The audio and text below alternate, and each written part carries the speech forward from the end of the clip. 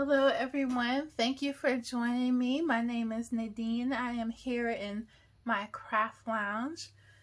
This is the Craft Lounge Creations version of World Card Making Day Revisited. I was out of town last week and I figured everybody was probably busy with their own crafty things in other places.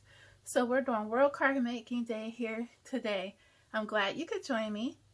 Today we are featuring a slimline trifold card that using the Poinsetta Place paper that is absolutely gorgeous. If you haven't checked out this paper, then do yourself a favor and do that. So here's a sneak peek at the papers. And of course, all of Stampin' Up's Designer Series papers are double-sided. So you can see when I pop these open that there is a second side on the cards. So each of these are really nice papers that you can't go wrong when you make a card like these. And with the holidays coming up, then it is time, friends, to begin making our Christmas cards. And that's what we're going to do today, okay? So what you want to do is have out your trimmer, your adhesive. I use garden green ink, and I also use the Gather Together stamp set, and I use the sentiments here on that stamp set, and also I use my Stitch Frameless stamp set. The other stamp set that I used is one of my seasonal favorites that's in our current annual catalog. Is this Wrapped in Christmas set as well. So this has a great sentiment that works perfect on our card. Okay, so what we want to do is also wanted to show you in our mini catalog, the ribbon that I use is the All the Trimmings ribbon combo. So it is some gorgeous ribbon. I have it right here with trimmed in gold. So you have the red, real red I believe it is, and the old olive trimmed in gold. How gorgeous is this? It's absolutely gorgeous. And then also the ribbon that I use is this Forever Greenery trim combo pack. So we have this nice woven ribbon and very vanilla, as well as this gold twine. I don't really know if it's twine, but I'm calling it the twine right now. And it has that metallic sparkle. It's just so elegant. Okay, so without further ado, let's cut the chit chat and get down to work. First, we're going to pull out our trimmer. Okay, and this trimmer, the great thing about this, it has a cutting blade and a scoring blade. So the cutting blade is the dark one, and the scoring blade is the lighter blade. So you have one tool that is multi-purpose. And for me, storage and space are ongoing concerns. So having one tool to put in all the work, I really like that. I'm going to choose this paper to work on my project. And the paper colors, the colors in the papers I should say, are Bumblebee, Garden Green, Old Olive, Real Red, Soft Suede, and Whisper White.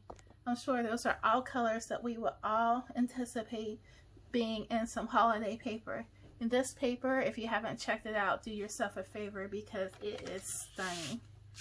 You want to go ahead and cut your paper at 10.5. Okay, so we're going to cut off about 1.5 inches. Go ahead and slice it.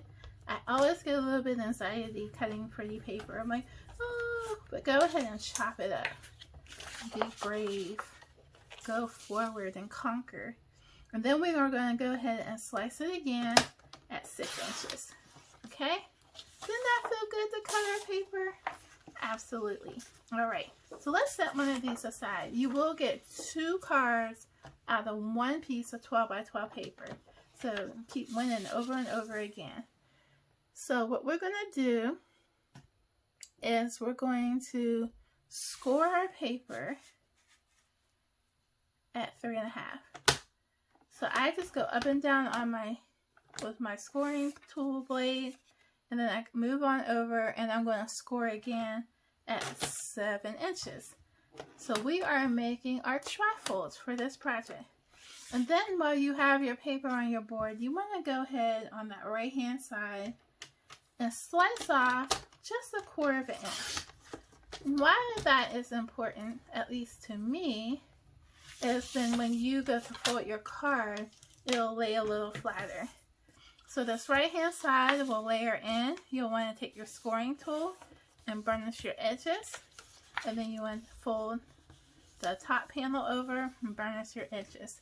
So you'll have something that's like this. It's 3.5 inches wide and 6 inches long.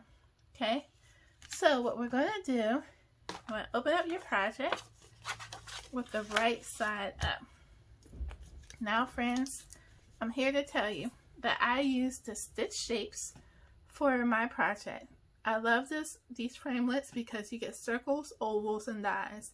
So like you're winning already with this set right here. You can go ahead and use any framelits that you have if they're layering framelits and they fit onto your panel, okay? You want to again flip your card over with the right side facing up. For my project today, I chose the large square, the next to largest square, and the medium one, okay? So on your rightmost panel, you're going to lay your framelit down, and I try to make it equal distance between both sides and the top. You're going to go ahead and run this through your stamp and emboss machine. And that's our new machine. That's fabulous. And you'll want to run this die through. You can go ahead and use any machine that you have that accommodates our framelits if you don't have the cut and emboss machine. But if you don't have it and you would love to have it and you don't already have a Stampin' Up! Demonstrator, then I would love to help you out. I am an independent Stampin' Up! Demonstrator. I forgot to mention that. So okay, run this panel with your biggest square. It'll come out of your machine and it will look like this, okay? So you have your biggest square that you ran through your machine. And yes, friends, this is TV magic. Okay, you cut that out. You'll set your biggest square aside. And then next, on your left hand panel, with your right side facing up towards you, you will take your second smallest square, so that one right there. And what you want to do, then this is the trick. You want to close your card. You've already cut out the big square.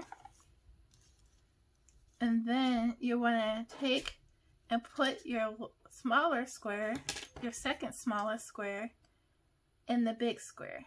So it layers, okay? And what I did then, and pretend this isn't cut out, I put a little piece of washi tape over there so my die wouldn't move when I was moving it to the panel. And I ran it through my machine, okay? So after you run it through both squares through your machine, this is what it should look like. You'll have your biggest square on your left with your inside facing up, and then your smaller square on your right. So when you close your panels, they look like concentric squares because that's exactly what they are. Then what you want to do next is run your smallest square through with a piece of coordinating paper. So on my card right here, I ran my square through on the nice piece of coordinating paper, and I stamped it with garden green ink. Okay, so I'll show you what it looks like inside. You can go ahead and untie your ribbon, but you wouldn't have your ribbon on.